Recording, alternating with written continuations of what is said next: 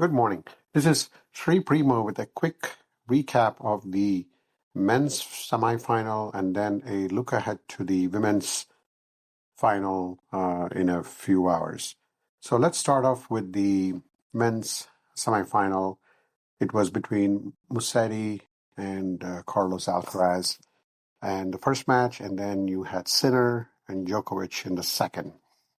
Getting down to the Musetti and Alcaraz match, um, in the early going, it did seem like both Musetti and Alcaraz were trading barbs back and forth. Musetti was playing really well. I mean, he had his one-handed backhand going, kept all Alcaraz deep, rallied, and went back and forth with him on every rally. Didn't give an inch. His serve was going fine. He was matching shot for shot with Alcaraz, and Alcaraz was still trying to figure Musetti out. But it was Musetti who drew the first blood in breaking Alcaraz and winning the first set. And you knew that going into the second set would be a very close match, and it seemed like there was an upset brewing in Roland Garros, and Alcaraz would not make it back to the final. But give Alcaraz credit; he battled back, and they went back and forth in the second set, and neither gave an inch. There were great drop shots from Alcaraz. That forehand was cooking in the second set. Just a blistering forehand, and then his serve started getting better as well. And once Alcaraz serves gets better, where he pulls his opponent wide and then comes to the net and finishes it off instead of just getting into a big rally, that pretty much was game over for Musetti at that point in the second set. Once he won the second set, I did seem that there was some kind of a discomfort that Musetti faced in the second and third set, because he did look fine moving in the first and second set. Even in the early part of the third set, it looked fine, but I think he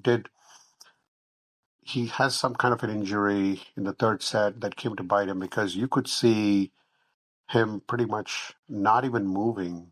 Again, this is very interesting when you think about injuries for the big three that we are so are not even used to. I mean, very rarely you saw the big three going through injuries, until later part in their lives. So, but Musetti, give him credit for hanging out there.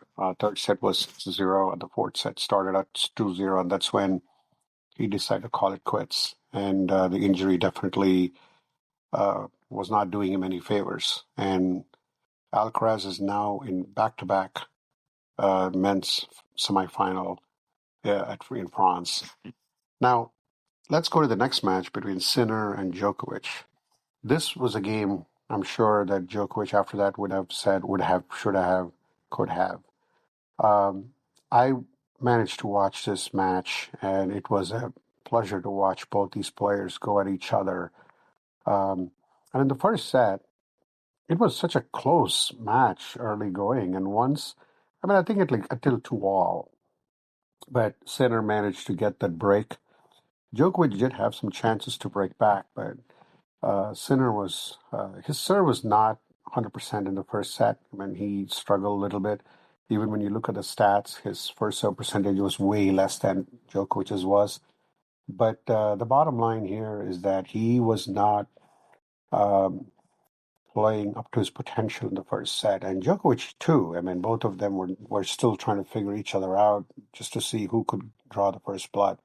But it was Sinner who got the break and then went on to win the first set at 6-4. The second set, it looked like it would be a mirror of the first set, um, where Djokovic um, got broken. But um, then Sinner got broken as well. And when you think about what happened there, I think there was a stat or something like that. And he said it was, I think, 41 straight sets, I believe, that even against Djokovic, Sinner was not broken. That is just incredible stat.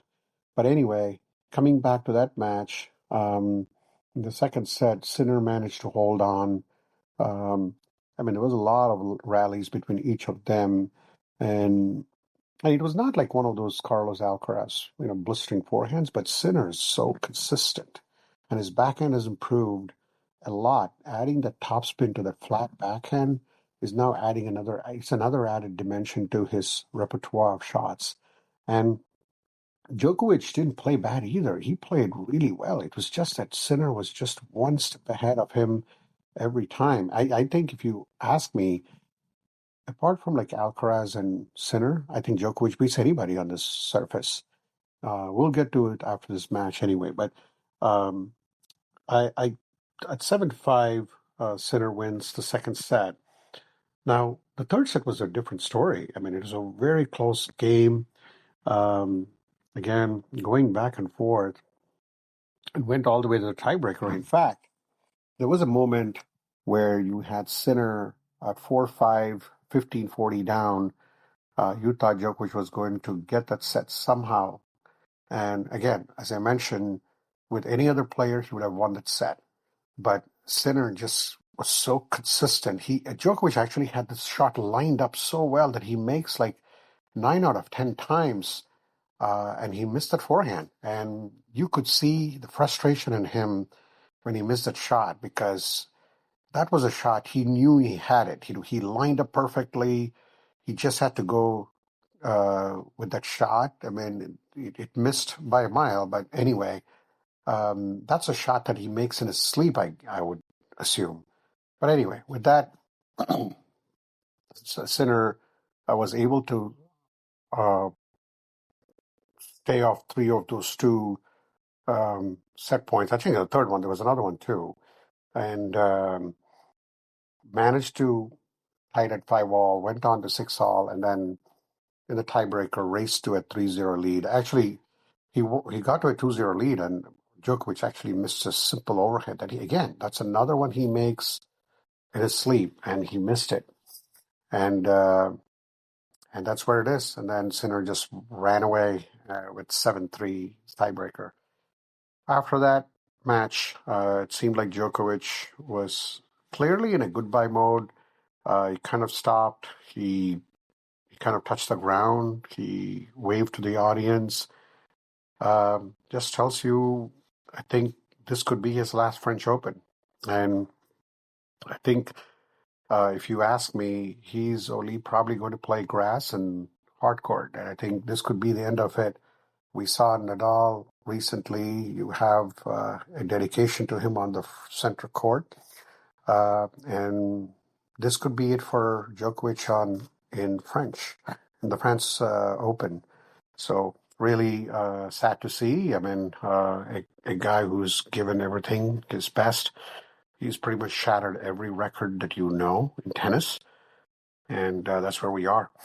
So Djokovic will be back in grass, guys. I'm telling you, I think even the Roddick podcast, Djokovic, or Roddick did mention that Djokovic has a very good chance to win the Wimbledon. So maybe that could be his signature moment of getting that number 25 that he so much craves to get over that hump of 24, because he's now tied with Margaret Court on that. So then we come to today's women's semifinal, women's final between Sabalenka and Coco Gauff. I picked Sabalenka in the early going, so I'm going to stay with Sabalenka. I just think that Coco, if she cannot control her serves, it's going to be a tough battle for her. So I'm going to pick Sabalenka. I'll come back and do the preview. I've already done the previews before, but I just think that Sabalenka, the fact that she also had a very good match against Swiatek, especially blanking Swiatek in the third set, I think she's going for the next one. She's going to get this Grand Slam. I think Coco, as good as she is, I think if she can't get that serve going, it's going to be a long day for her.